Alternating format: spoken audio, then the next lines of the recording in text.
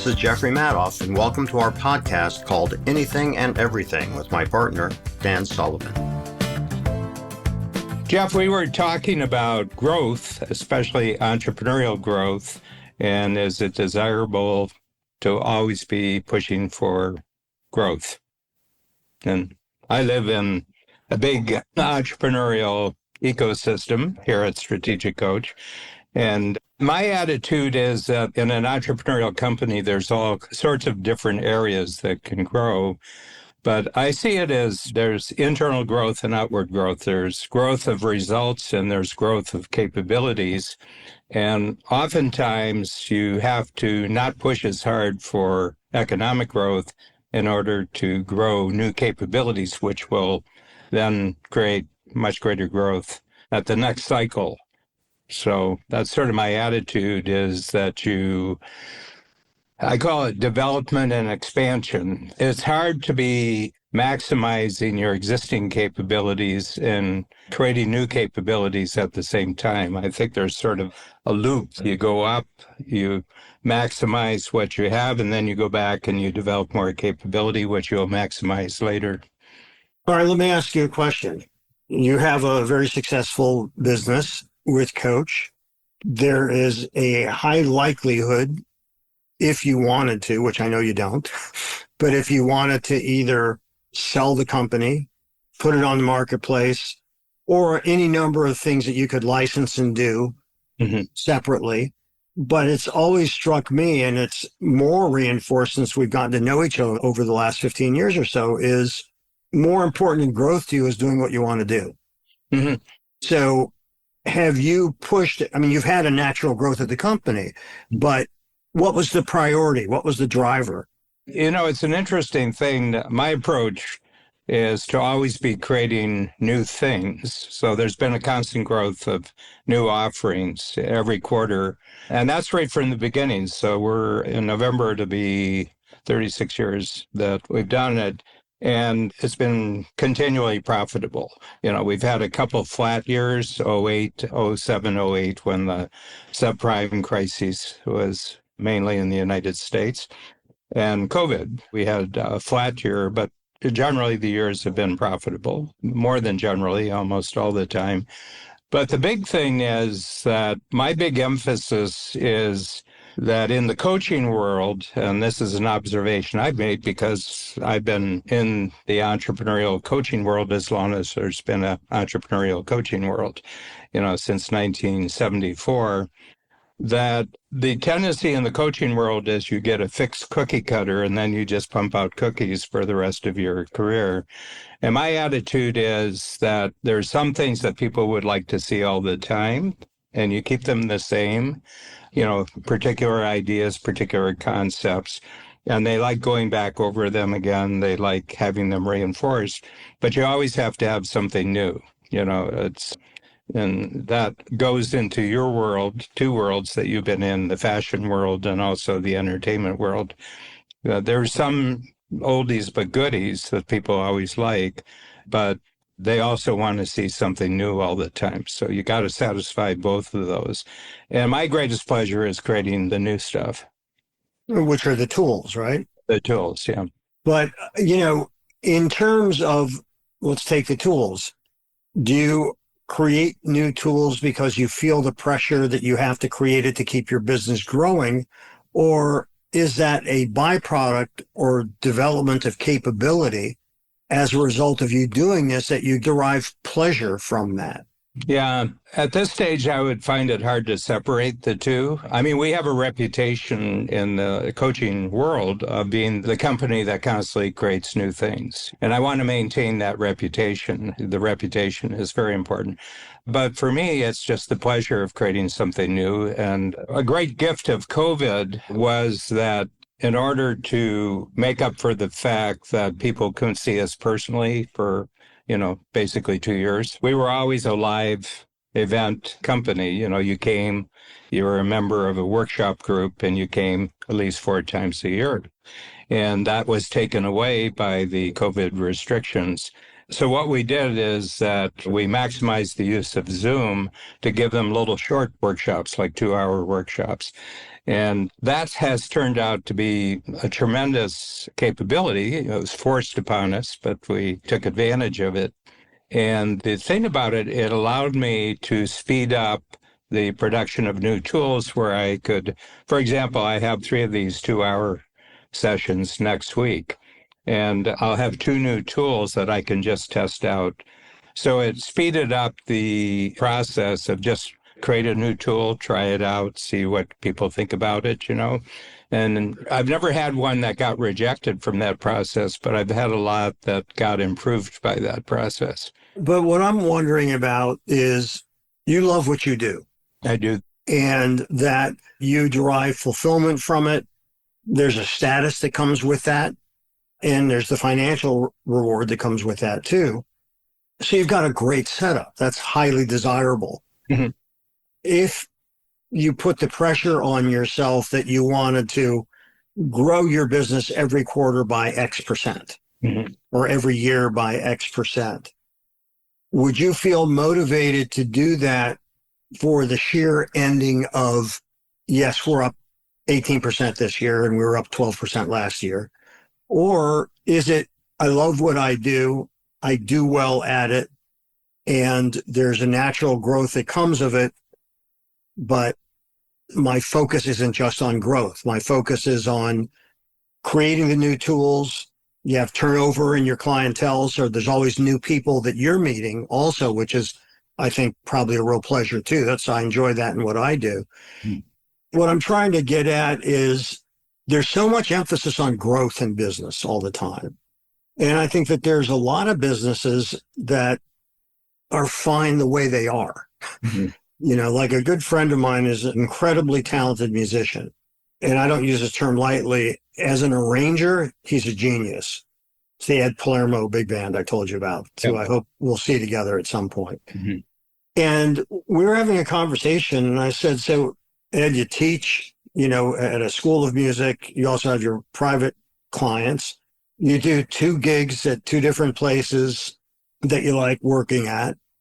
But have you really ever had the desire to really build this into something big? And he's one of these people that you would call a musician's musician.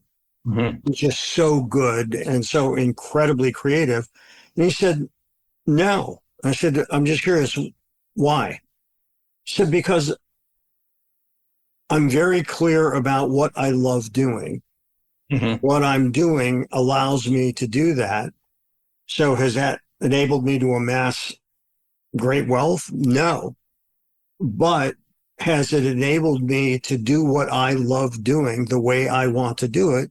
The answer is yes.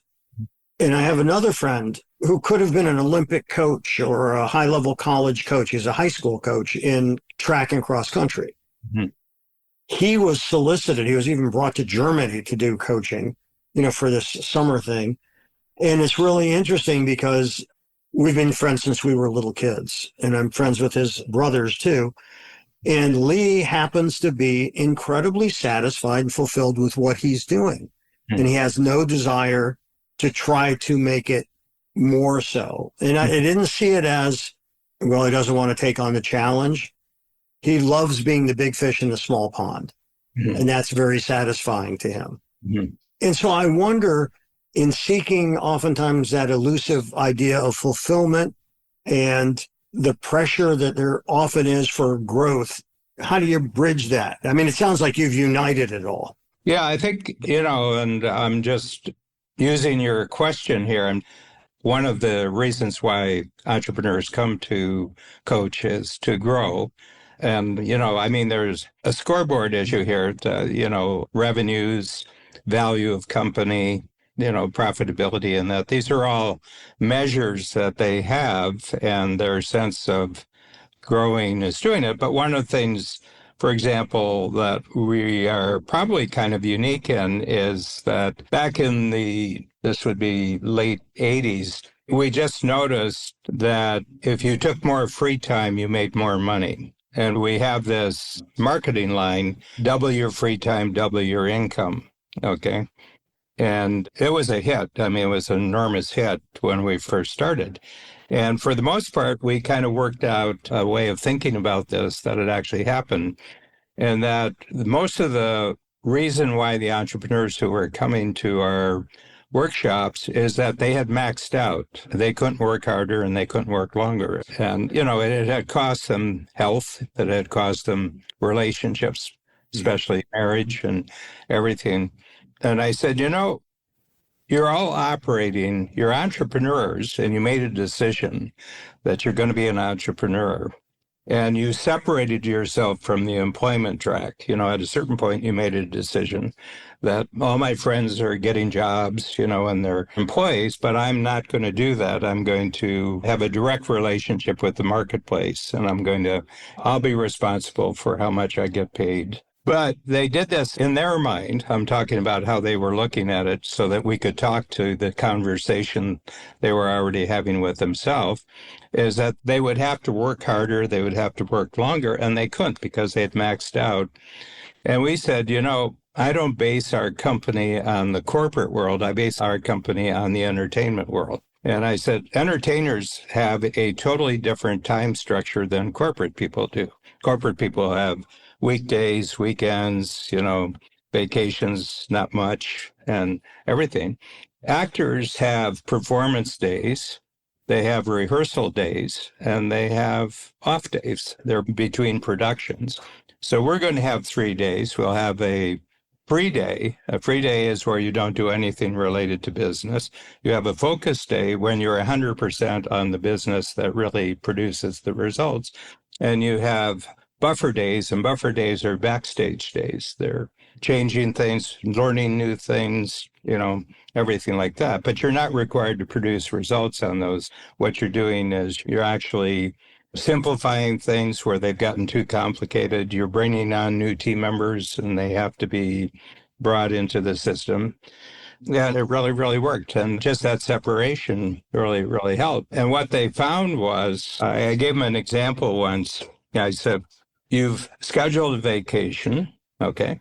And you, at the last minute, you say, that 5 days I was going to take on vacation, if I didn't take them and I actually did what I do, I'd be further ahead. And I said, I want you at least once to resist the temptation not to take the vacation days, but make a list of everything that you would do while you were on vacation if you didn't go on vacation, and write it out and then put it in a place where you can find it when you come back, and then go off and make the vacation. But during the vacation, don't be working, don't be on your computer, don't be on your cell phone, don't be planning anything, just go off and kind of actually have a vacation, which is hard for most entrepreneurs to do. They can't remember when they ever had a day when they didn't work.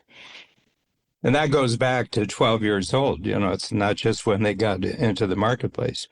So anyway, and I did it once. I said, Babs and I are going away. I mean, if Babs says we're going on free days, we're going on free days. So, but I said, I'll just tell you, this is the list that I wrote up, that if I had not gone on free days, I would have done all this. This is the list. And when I came back, I looked at the list, and 3 or 4 of the issues had solved themselves when I was away. So I didn't have to solve them, so I didn't have to spend time on it. Then I looked at the list, and although they seemed like crucial issues when I wrote it down, they didn't seem crucial when I got back. So I just said they're not that important. And there were 2 or 3 which were really crucial, and I did them in the first 3 days when I got back because I was feeling fresh. And then there were 3 I didn't even understand what it was that I'd wrote it down. So I said, by taking the week off or whatever it was to do it, I had actually gotten an enormous amount of work done and saved myself a lot of bother because I was fresh when I came back, and when you're fresh. But I said, a tightly scheduled entrepreneur cannot transform himself. You just can't transform yourself. You don't have any energy for transformation. You can just keep repeating what you've been doing over and over again. So one of the things that we've really introduced this whole notion is that constantly have one of the things that grows in your success as a result of your success is the amount of free time you have when you're not working. And I said, most people want to retire because they want some free days. We're going to introduce retirement where you're always working.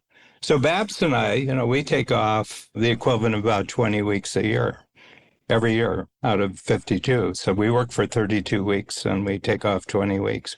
And we've done that for 25 years. So before that first time, I was writing down something when you said that, and you went through the whole list of this took care of itself. This, don't even know what I meant when I wrote it. The filters. Had you ever established filters for what it is you did or didn't do so that on an ongoing basis, you had a criteria for assessing just how important something is to tend to or not? Yeah, I've got 3 filters. The first filter is, can I solve this by doing nothing? And the answer is usually no, you have to do something. And usually the thing you have to do is you have to communicate clearly to somebody else how they're going to do it. Okay. And then the next question is, what's the least I can do to solve this? And that's usually that someone else is clearly engaged with what you wanted done, or a series of people are. And the third one is, can someone else do the least that I have to do? But there's a tendency for entrepreneurs to build up the amount of time it takes to get something done when they're tired. If they're not tired and they're fresh, it actually doesn't take very long to do. But since they demand that they be there, that you got to put in the hours, you got to put in the time, their brain brings them down to a low level of productivity. And then they get into a chronic state of semi-exhaustion. You've been to many business situations where people are not operating at top productivity, top creativity, and everything like that. And so that's the way we do it. Generally, what this happens, as a result of our time system, that's one of our time systems. We have a lot of different time systems. But one of the time systems is that they don't burn out. And I have clients, the longest continuous client that I've seen every quarter. I've seen him every quarter since July of 1987. Oh, that's great. And he's 72, 73, and top of his game. He runs 6 marathons every year, and he has no idea of retirement whatsoever. He's just got this activity he loves doing, and he's in good shape. And so it's an interesting. I said, the entrepreneurism, I said, you appreciate, don't you, that when you decide to be an entrepreneur, that it's a life sentence. The life sentence, I said. One is that you could never go back to employment. If you've had a job in the past, you can never go back and do that. But the other thing is they wouldn't have you back. I'd never hire an entrepreneur as a team member.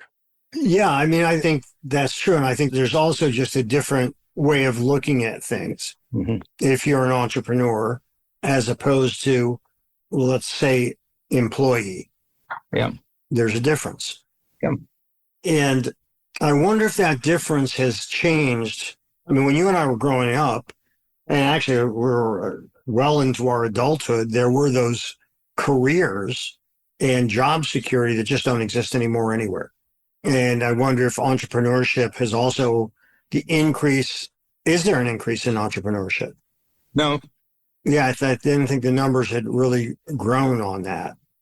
I did, when I started the company in 74, it was a 1-person company, but I did it. There was just an accountant that I knew. He wasn't a client, but he was accountant I knew. I said, is there a way of detecting what percentage of the working population is entrepreneurial? Some form of entrepreneurism. In other words, no guaranteed income unless you produce results beforehand. And he said, yeah. He said, I can check. He says, there's IRS statistics. There's ways of looking at this. He says they're in a different tax category, so you know immediately that they're somewhere else. And it was 5% in 1974. Last year I checked again, it was 5%. Pretty steady. Yeah. Yeah, and the reason is the world doesn't need any more. It doesn't need any more entrepreneurs. Doesn't need any more entrepreneurs. That's enough. And I'm sure it's different from country to country. And in some countries, they probably have just as many entrepreneurs as another country, but it's illegal. They're criminals. Well, I think the entrepreneurs, you can say there isn't a need for them, but I would say that what entrepreneurs do, if they're successful, is convince the marketplace there is a need. Yeah, but it's not bureaucracies that create new useful things. Right. Right.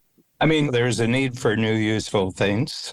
One is that there's a market for new useful things, and, somebody's going to take advantage of the opportunity. It's interesting, by the way, when you're talking about these filters and things that you could have other people do, Yep. And delegation, which is also, I think, a weak point with many entrepreneurs, is they don't know how to delegate. They think they're the only ones who can do it right. Mm-hmm. So they oftentimes have high turnover, and everybody's an idiot but them, even though they're the ones that are having trouble every time. Yeah. I've been guilty on all counts. Oh, well, me too. But, I gained that wisdom by doing that. And the interesting thing about the film production business, same thing with even when I was manufacturing clothing, designing and manufacturing. And it's true with the play, to plug your book, Who Not How, setting up a lighting board, wardrobing, set building. I mean, all of these different things. I know that those skills are necessary. I don't know how to do them, but I trust my taste and know when something is well done. Yeah. And so, that who, not how, that's how those businesses operate. Mm-hmm. Who does that? Because if you try to do everything, you're sunk. And when you're in the kind of business that has a more generalized skill, mm-hmm. I think it's easy to convince yourself that only you can do it. Mm-hmm. And I think that's a big problem. Yeah. Yeah. I mean, and you can go back to you're in your 20s and you've created a fashion company. And one of the things that keeps entrepreneurs small is what happens during the first 3 years when they're an entrepreneur. I believe that certain things get hardwired in the first 3 years. And that is, there isn't anyone else to do them. And besides, you can't even afford to have anyone else.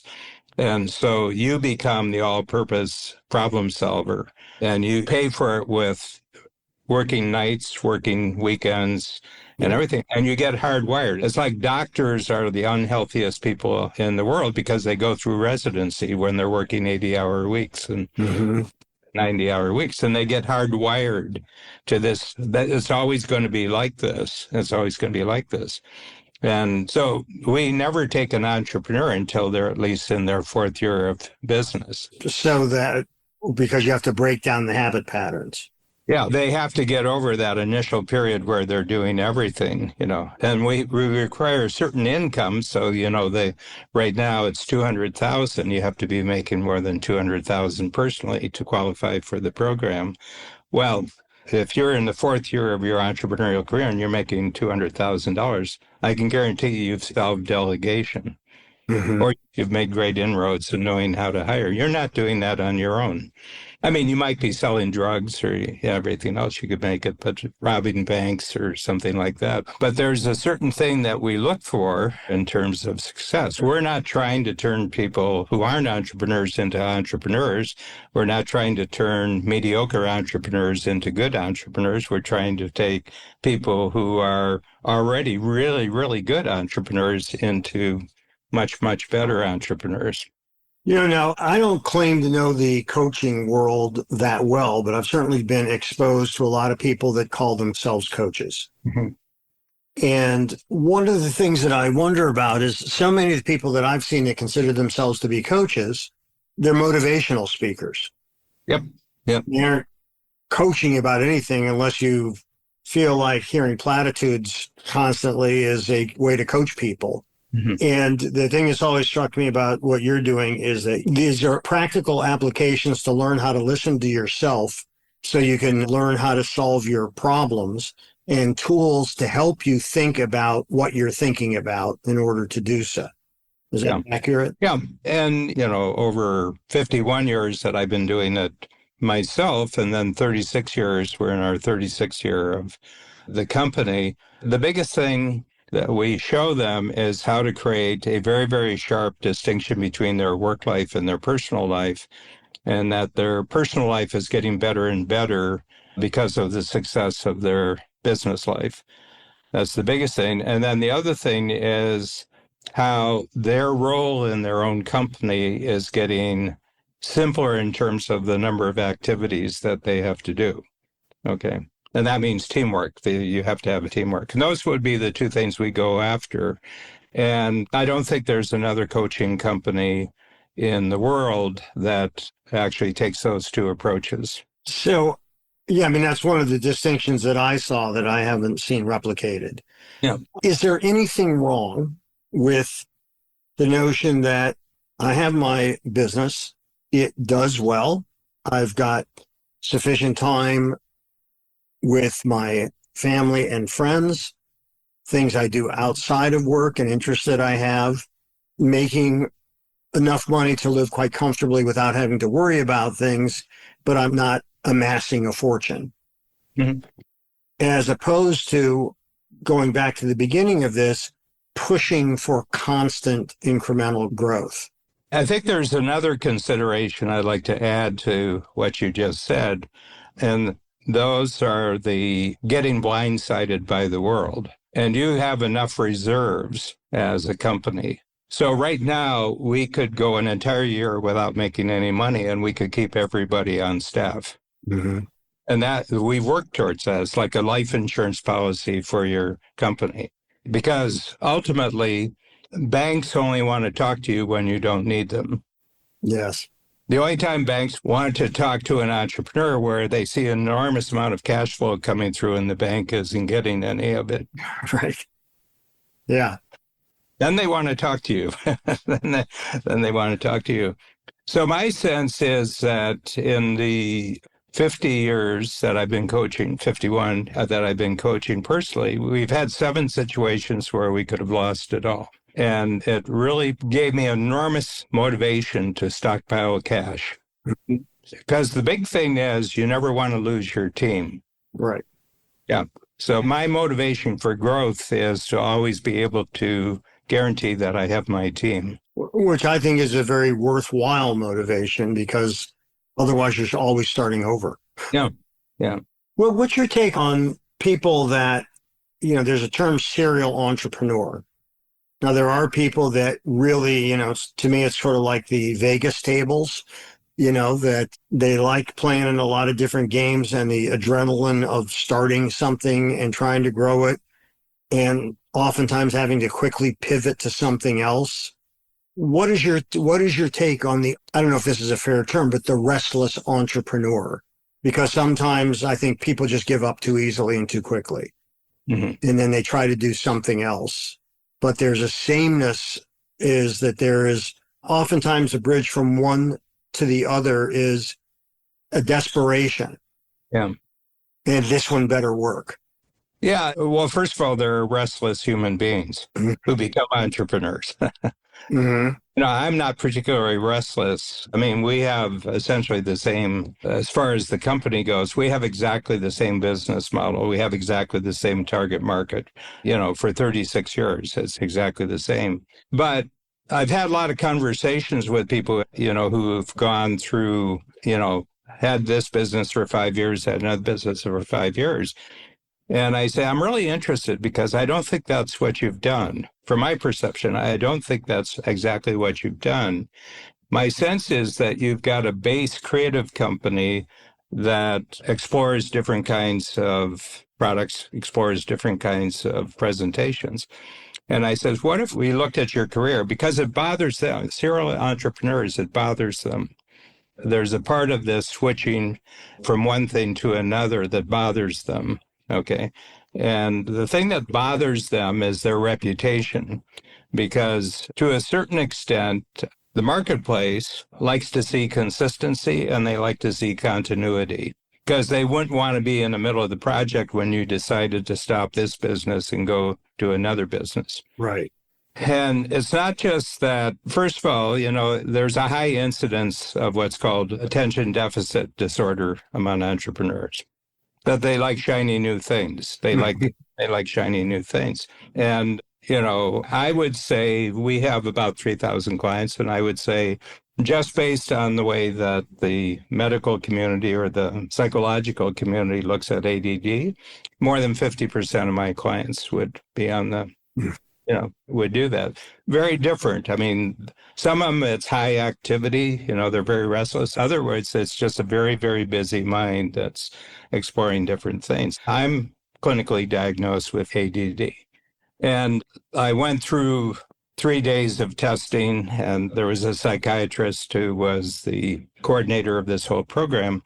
And at the end of the 3 days, she said, it's kind of funny, she said, because when you filled in your questionnaire, she said, you have to do a questionnaire and you have to fill it in, which immediately screens out probably 80% of the ADD people because they can't complete the questionnaire. She said, it sounds like you lead a fairly orderly life. You don't seem to have a lot of stress. And she says, there seems to be a lot of structure in your life and everything else. And she said, but our tests say that you got a 10-ring circus going on inside your brain. She says, it's all over the place. And she says, so what do you do for a living? So I described it. And she said, well, I don't know who else you create all these thinking tools for, but you certainly created them for yourself. Yeah. And don't we ultimately do that? I think so. Yeah, I think it's a natural thing. I think we teach what we want to learn. Mm-hmm. Yeah. Yeah. But if we ever talked about how you actually do what you do, there would be thinking process after thinking process after thinking process that you've developed for yourself to get a handle on new projects, to make sure you know how to put the team together, and make sure you knew how to do scheduling, what cash flow was like. And you've just worked out, and they're unique to you. They're not something you would learn outside of it. It's through trial and error over 50, 60 years. You've just done all of those. But what I got, and Mike Koenigs is a good example of the serial entrepreneur. He's a good friend of ours. He's a good friend of yours. And I did a podcast with him, and I had him go through his first 6 careers as an entrepreneur. And it's about every 5 or 6 years, there's a jump.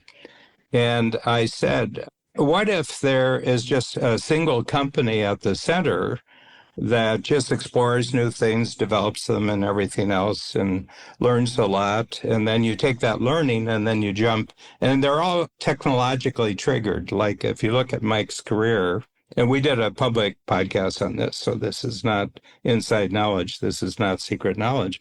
I said, what if you, at the center of your company, there's an R&D company, okay? And that company is just for R&D, research and development. And then every 5 or 6 years, you come up with a great new product and you sell it off, and then you go back to your R&D company. What if you always have 2 companies? You have an R&D company and you have a growth company. So everybody in Strategic Coach operates on that model. They have an R&D company that is always theirs. They own it 100%, and it develops new ideas. It develops new products. It develops new processes and everything else. And then you find ways of selling it and making a lot of money on your R&D. And that's been very relaxing for the serial entrepreneurs. Well, I want to go back again to the idea of constant growth. Yeah. And I may have mentioned this example to you before, but I was with this group of people. We're just having drinks, and Hamilton was in the early stages, but they were on Broadway already, so it wasn't that early, and it was a staggering hit. And I may have these numbers wrong, but it makes the point. And somebody said to me, what do you think Lin-Manuel Miranda is making off this? And at that point, they didn't have as many touring companies or anything, but I had read that he was at that time making $7.5 million a year. Mm-hmm. And originally he starred in it, aside from having written it. He starred in it too. He played Hamilton. Anyhow, and the guy was a hedge fund guy, says, well, that's not very much money. And I said, I would take $7.5 million that he makes over whatever it is you make if I got to do what he does and I had to Yeah. do what you Yeah. do. I'd much rather be doing that. And because at a certain point, what do you need? And I'm not talking about survival. I'm talking about to live a comfortable life. And I think that a huge part of that comfort comes from once basic things are a given is fulfillment. Yeah. This is what I love doing. If somebody offered you 5 times as much money as you're making, and they said, Dan Sullivan, you would be fantastic. I want you heading up our HR program. You'll find people skills. You can develop tools for that. And you would be great. And we'll pay you 5 times what you're making at Strategic Coach. Would you think beyond a nanosecond of doing it? No, because I'm going to make the 5 times anyway. And what if you didn't? What if you were pretty much at the level that you're at? Because and the reason I keep re-asking this, it's getting to what the drive is behind it. What's the flywheel that keeps it going? Yeah, I would say for me, growth is the flywheel. I like growing, I like growing, and some of that shows up on the scoreboard and some of it doesn't, in terms of results. But it has to do with my relationship that I have. Like I have in our top program, which I'm the coach of the top program. Your free zone, right? The free zone, yeah. Like it'll grow this year. We have 110 right now. So 12 months from now, we'll have 130. The year after, we'll have 170. Because we've got the farm club. We've already built the farm clubs with the 2 lower levels, and they're striving upwards. And my great thing, and the thing that I find most fascinating, is they get 3 new tools every quarter. The free zone does. They get 3 new tools. And I go through this period of being really scared. Can I pull it off again? And then I, concentrate, and then I do it and I test it. I have these 2-hour sessions. I test the tools and I pull it off again. But everything's growing as that's happening. So, the big thing, which I think we've just pulled off, and it's been a challenge for 36 years, and it's the whole concept. Can you be both contented and ambitious? Oh, yeah. Oh, I believe so. Yeah. I mean, I'm ambitious, but I also think that I'm reasonably content in the sense that I'm doing what I want to be doing. No, I'd say you are. The vast majority of entrepreneurs aren't. Again, that goes back to, and I think it's truly a deep question if you really go into it, is why do you do what you do? Mm-hmm. And the things that I do, the worlds that has taken me into. And by the way, it also has been growth. I mean, the play, personality, each step of the way. True. That's right. And, we made that decision. And this is to your point about, having enough money to last a year if something happened and you were able to maintain everybody. I went through that in COVID. Sure. And the fact that I was able to keep that creative team together, I am not only proud of that, I'm proud of them. Yeah. And value their commitment to the project. But it's interesting. And I think that why do you do what you do? A lot of people don't. I think that sometimes the people confuse motion with progress, and that there's a lot of wheel spinning that goes on, but the traction isn't really happening, or there's a blip and you sort of chase the shiny new thing. And for me, I guess I don't categorize it as growth. I categorize it as I want to be able to keep doing what I'm doing.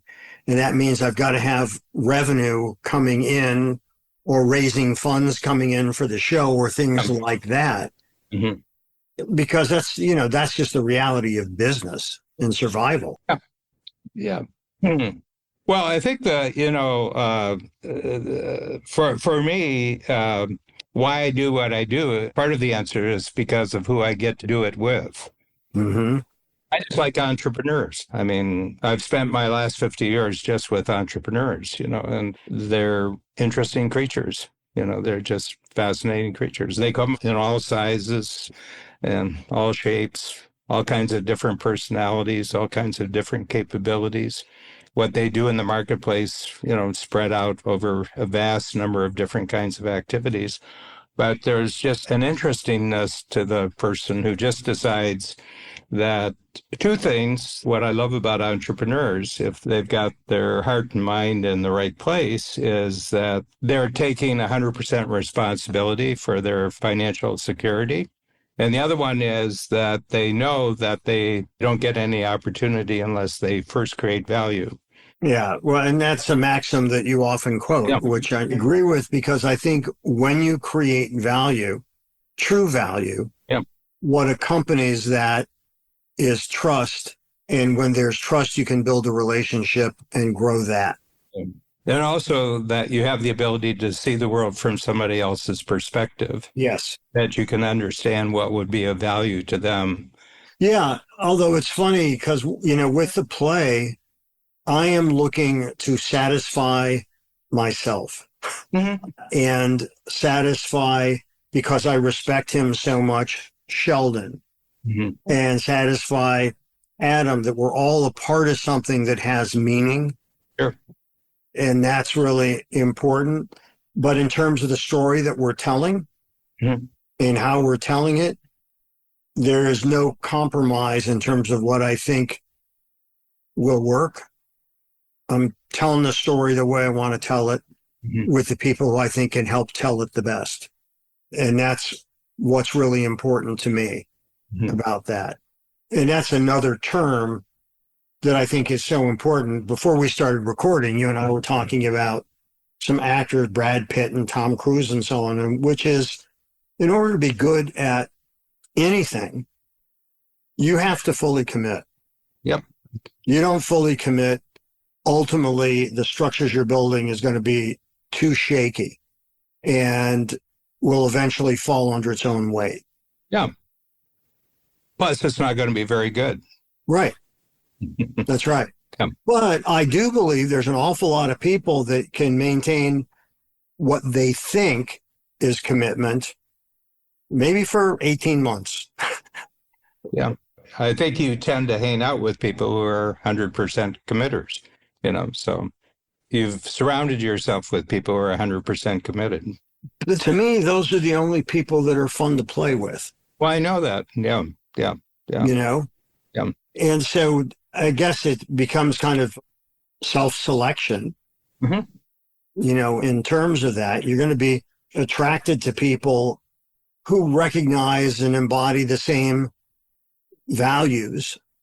And I think values is also, one of these terms that gets overused. But when you talk about values in terms of creative commitment, respect, collaboration, those kinds of things, and a huge part of that is trust. Yeah. I mean, Sheldon and I have talked about it, because this project has taken time. It was 1.5 years on hold because of COVID.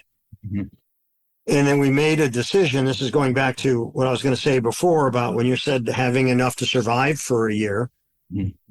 We've made the decision each step to make sure we had the reserve funds to make the bridge to the next step. And so as a result of Chicago, we did the showcases in London. As a result of the showcases in London, we're going to be doing the concerts this October. And so there's been very prudent financial calculation and a strategy to continue and to, be able to have to do that, which is a whole thing unto itself, as you know, owning a business. Yeah. So going back to your question that got this podcast going, is that I see you as someone who's into growth, constant growth. Yeah, and define what you mean by the growth. You're always growing. And are you using that intellectually, creatively? Yeah. I put on weight. You picked out the guy who has the band. I bet there's a part of him that's always growing. Yeah. Yeah. No, I mean, the thing is, the vast majority of what constitutes growth for a person can't be seen from the outside. Right. Okay. I just finished one of my quarterly books yesterday, and it's called Always More Ambitious. And I said, ambition is really an interesting word because history, if you look at history, how it gets talked about ambition, two things. It's kind of like a dangerous word and it's sort of like a dirty word. It's kind of like a dirty word, ambition, and that people who are really ambitious, they say, well, you got to be watching out that you're not too ambitious because people don't like people who are too ambitious and everything else. And I said, I got a feeling, and if you look through history, it's generally, I would say, depicted as somewhat bad, ambitious, I mean, if you go to Shakespeare, like the tragedies, it's the ambition that creates the tragedy in many of the cases. In his history plays, it's ambition. That's the key thing. And my sense is, and I really noticed, so, in the years of coaching entrepreneurs, there's a real big difference between male entrepreneurs and female entrepreneurs. And what I've noticed is that female entrepreneurs at a certain point have to justify why they're still more ambitious. Male entrepreneurs have to justify why they're not more ambitious. And why do you think that is? Well, it's the gender. It's the different roles that women played in history up until recently and the roles that men play. Okay, you want a really ambitious man because that's important, but women should only be ambitious in their role as women, which up until recently was in the home, As defined by men. Well, as defined by what was required to hold society together. I mean, I don't believe in this, that all of life happened because of the relationship between men and women. I mean, somebody saying that men determine this, but also it's true that men are expendable and women are not. That's part of the society we lived in, that women and children got in the lifeboats, the men went down, Sure. But I would say, though, about ambition is the key to drama. Somebody wants something. What are they willing to do to get it? Or what kind of fire trial do they have to go through to accomplish what their goal is? And so ambition is very much a part of the makeup of theater and film and books and so on, and I think that, there's blind ambition, which, purports to mean you will overcome anything that gets in your way, no matter what the emotional cost is or whatever. But I would say that you can't be a successful entrepreneur without ambition. And even if your ambition is just to provide for your family, which is no small thing, I mean, ambition is, to me, it can become corrupted, but it is a energy force that moves you forward towards what it is you want. And if there's collateral damage as a result of expressing that, that's something that needs to be looked at. But I don't see ambition in and of itself as negative at all. No. But when I was talking to the entrepreneurs, I say, if I go back and think about all the ambition conversations in my life, first of all, it's unequal. The people have unequal amounts of ambition. Okay. And the way I said it's sort of pictured that when you're born, you're given an ambition tank. It's like a gas tank. You get an ambition. And some people just have little ambition tanks, and some people have big ambition tanks. And the other thing is it's filled up at birth, but then throughout life, the tank goes dry, and there's a certain point where you're going to run out of ambition. I'm just saying how I think it's generally described, And I said, my sense is ambition is the capability that produces all other capabilities. It's a capability. It's a platform that allows other capabilities to develop, and that it's actually a muscle. It's not a gas tank. It's not a tank. It's a muscle. And the more you use your ambition to test out, to create new capabilities, the more the ambition grows. And I guess I would add to that, in the definition you're stating, is there's a fine line between ambition and desire. And the difference is that ambition is more active. Yeah. But desire can be, and I think desire can morph into ambition.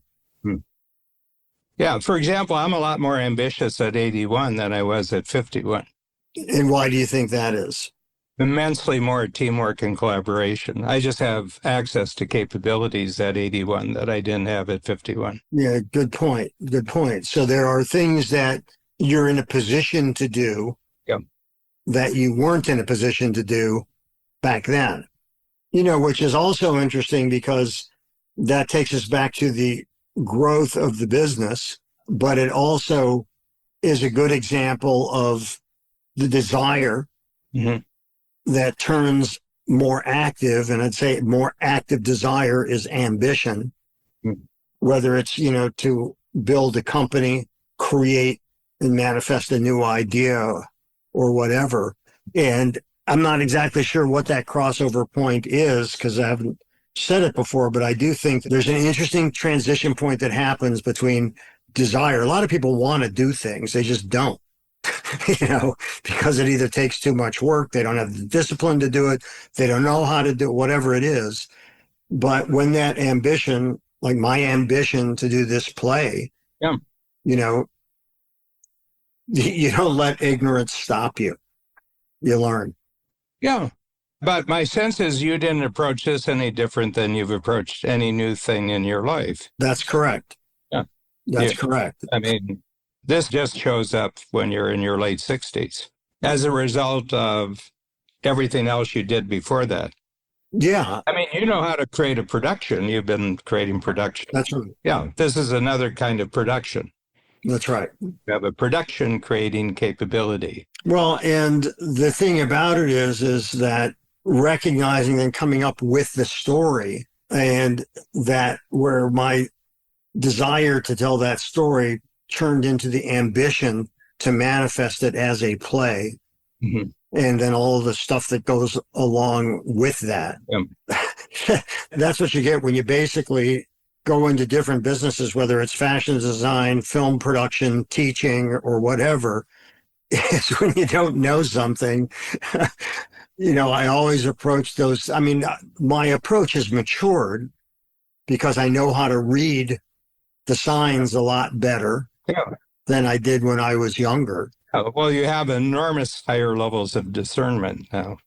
Yeah, I hope so. No, you do. I mean, I've been more or less on this particular project's history with you. I mean, more or less from the beginning. Yeah. And, my sense, first of all, incredibly amount more about what the theater world, what is and is not possible right now than you did when we had lunch where you first introduced the project and told us about the project. I mean, your know-how about this world has gone through the roof.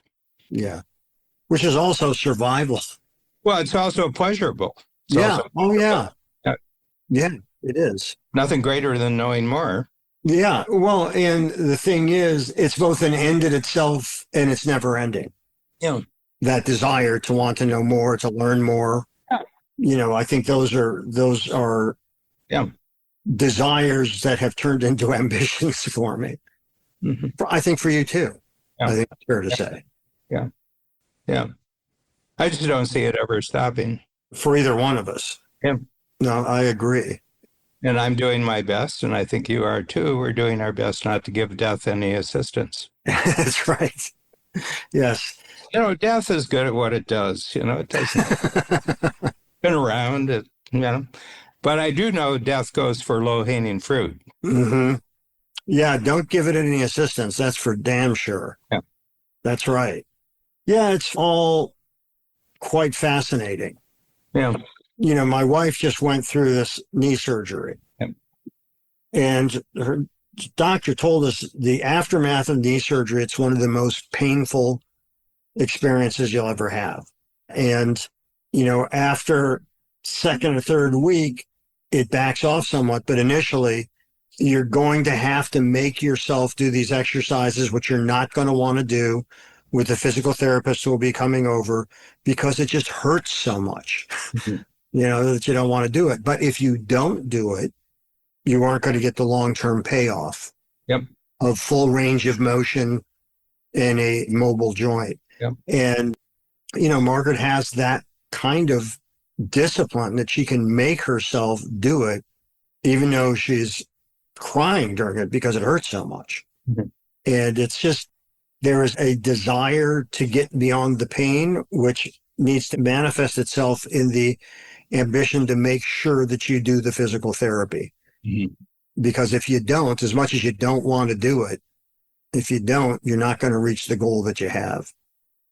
And in a way, that's like life. You reach painful points and you got to figure out, am I going to get through to the other side of this? And getting through to that other side is sometimes tough. Mhm. But the overarching thing is progress and growth, like what you were talking about before. Mhm. Yeah, well, the knee is the one place in the body that takes the most pressure, Yeah. most stress and pressure. The knee gets it all. Yeah. The knee in your brain, that takes the stress. It gets the stress too. The one you can get a replacement for. That's true. Yeah. Look at what Frankenstein did. Tried to replace that brain and screwed it up. Mhm. Yeah. What'd you get? What they get? Yeah, we've been yakking away here for an hour. Well, I think I got a lot. I think that I had never thought before about that distinction between desire and ambition and the nuances to the term growth, Mhm. because, it depends on what your metric is. So I think that those are all incredibly meaningful, Mhm. and those distinctions and those nuances, because I think the deeper you dig, the more you can understand about yourself and ultimately about others. Yeah. I will say this. I think there's been a big growth of opportunity in the world since you and I were born in the 40s for being ambitious and growing in different ways. I think that the number of different things that you can do in this world has expanded enormously since the 1940s. Yeah, I would be interesting to do sort of a survey of just, what that is, or is it that as we ascended and traveled through our lives, the people we met, the opportunities we had, and all that, an opportunity is not an opportunity if you don't recognize it as one. Yeah. But for example, when I was growing up during the 50s and 60s and early 70s, there was no such thing as entrepreneurial coaching. And now you can be an entrepreneurial coach. And I mean, there's hundreds of them. I would say in our program, we have 50 or 60 entrepreneurial coaches who they're getting dollars that could have come to me. Mhm. And I said, it's a big world, like, you know, I've got 3,000, but there's a lot more than 3,000. So somebody should get to them. I think the possibility for creating new forms of value is much greater today than it was in the 1940s and 50s. Yeah, that could be an interesting thing to do a future dive in. Yeah. There are jobs that have gone away and there are jobs that didn't exist before. Yeah. And, I think we have seen a world that has changed. And I think that's true in all different eras, but it would be interesting to see, because starting with television in the 40s, telephones and personal computers, and, nobody was doing coding, very few were doing coding until World War II. And hardly anybody's going to be doing coding from this point forward. Yeah, well, because so much more has become plug and play too. It's automated. That's right. Yeah, there's a lot. That'd be fun to sort of look into what has disappeared and what's come back. Yeah, it's a really, really interesting thing. The uniqueness that I'm seeing of the way our entrepreneurs are developing their markets. There's just a tremendous uniqueness about it. They're not following best practices. They're creating their own practices. Yeah, I think what best practices are, the fundamentals, I don't know, have changed, but the day-to-day manifestation certainly has. I mean, one that hasn't changed, you should have more coming in than going out. Yes. Yes. The key to business. That comes as close to a law of physics that I know, yeah. Anyway, I got a lot out of this, your question and everything else, because we're working on a model right now. And, well, first of all, I'm going to be seeing you Sunday of next week. Right, for a podcast. No, I'm going to be seeing you for brunch. Right, but that's on the 3rd, isn't it? Yeah, on the 3rd. So that is a week from Sunday. Yeah, not this Sunday, but the next Sunday after that. Yeah. Yeah. So Great. That's great. yeah, in the flesh. I mean, it's almost like real. Yes, we'll get to 3 dimensions. Yeah, because last I saw you, it's easy to remember because it was for your 80th birthday party, Right. which was a blast. That whole trip was so much fun. Yeah. That was great. So yeah, this has been, I think, a very worthwhile exploration. Yeah. Thanks for joining us today on our show, Anything and Everything. If you enjoyed it, please share it with a friend. For more about me and my work, visit acreativecareer.com and madoffproductions.com. To learn more about Dan and Strategic Coach, visit strategiccoach.com.